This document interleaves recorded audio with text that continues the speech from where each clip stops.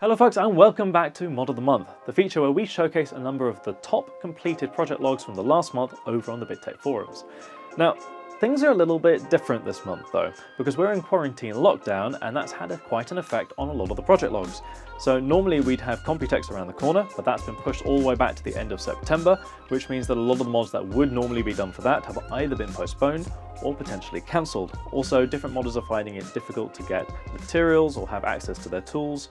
Others are having to prioritize family life and so on, which all makes a lot of sense in these times. So instead of focusing on finished builds, because we haven't actually got quite as many as we normally would do at this particular period, we're instead going to focus on a more old school way of doing it, which is how Mod of the Month used to be done back in the day, which is work in progress mods. So this has actually been quite an established format for a long time over on the BitTech website, where it's run in tandem with Mod of the Month, with Mod of the Month focusing on finished builds and the modding update, which is what we're going to be doing today, focusing on work in progress builds. Now I think it's quite an interesting one because actually there's a huge number of really fascinating project logs out there at the moment, and a lot of them have been updated an awful lot over the last few weeks as others have been getting around to do it with their quarantine time and so on. So we're going to be focusing on those today, and I hope you'll really enjoy it.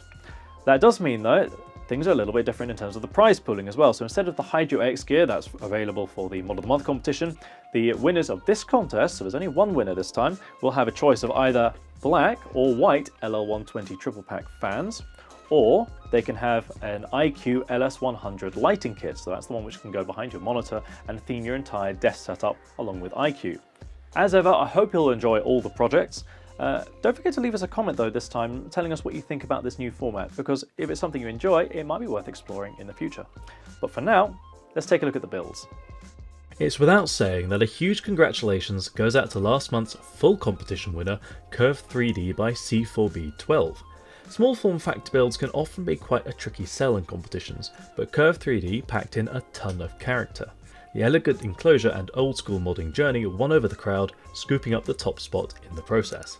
Now let's go check out to see who's in it to win it this month.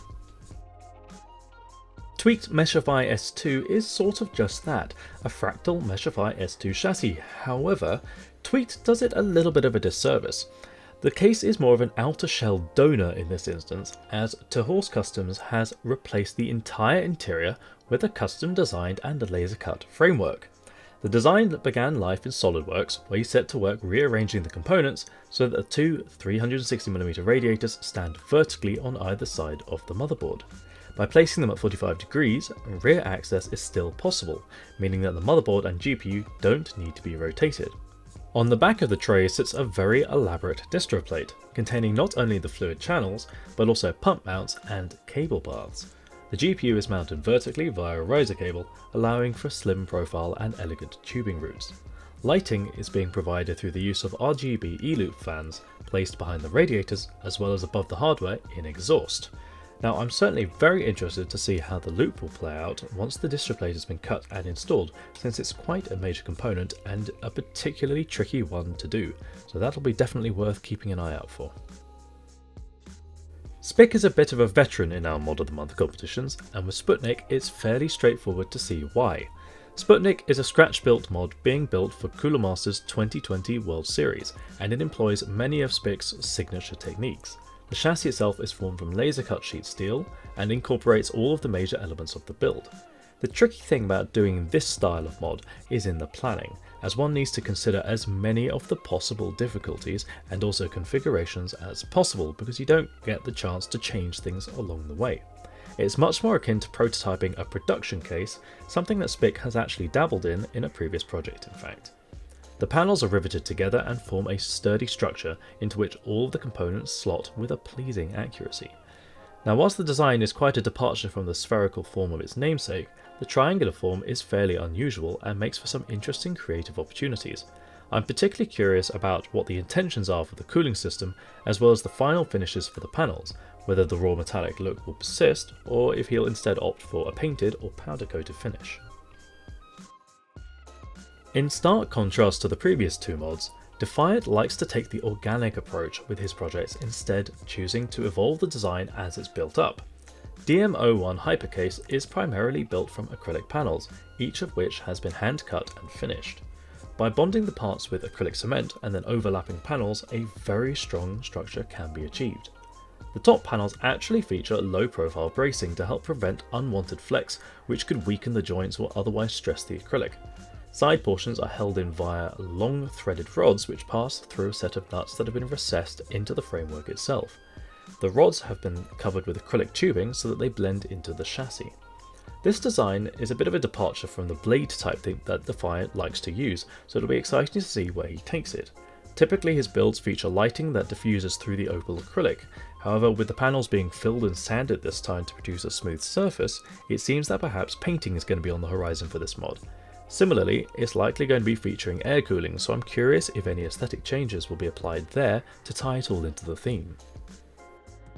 Jean Built's second scratch build, which according to him has yet to be given a name, is a personal exercise in handcrafting a chassis from aluminium.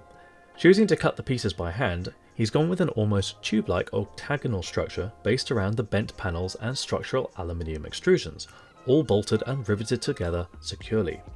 One end of the chassis features a vent which is banked by a row of aluminium petals, which curve into the opening, appearing to wrap along the intended airflow path. By overlapping different panels and pieces, he's created a lot of visual detail in the chassis. This is also a very challenging technique to do, as layering hand-cut panels tends to require a fair bit of fitment tweaking, as no two panels will be quite the same. In the most recent update at the time of filming, he's also shown off the beginning of a metal tubular frame which will wrap around the chassis. I'm fascinated to see how this one will play out, as it could potentially be at odds to the angular shapes on the chassis, or it could add tremendously to the look if fitted carefully. Floris's first scratch build, I think, is quite an inspirational one, as Floris is just 16 and getting into modding. Not only that, but he's jumped in at the deep end, not only choosing to do a scratch build, but also learning machining in the process. Floris picked up a budget SaneSmart 3018 Pro machine with which to learn. Now this is a £200 kit router with a small bed size, which is ideal if you're limited on space or if you want to just get into the field. Now what he's done with it is particularly impressive, cutting a fully functioning distro plate as well as detailed pieces such as the oak cable combs. I'm really looking forward to seeing how the loop evolves in this build, as he's able to craft other components, mounts and other details to set it apart. Most recently at the time of filming, he's also been experimenting with engraving aluminium as shown by the power supply shroud. I love seeing folks get into the field, and especially when they're not afraid to take a few risks and really push their skills and knowledge. Remember folks, if you'd like to be in with a chance of taking part and potentially winning some Corsair Hydro X gear, you just need to have a completed project log over on the BitTech forums. Be warned though, we do like to see how the project grows, so get in early and show us the progress as it happens. It's the best way to do it.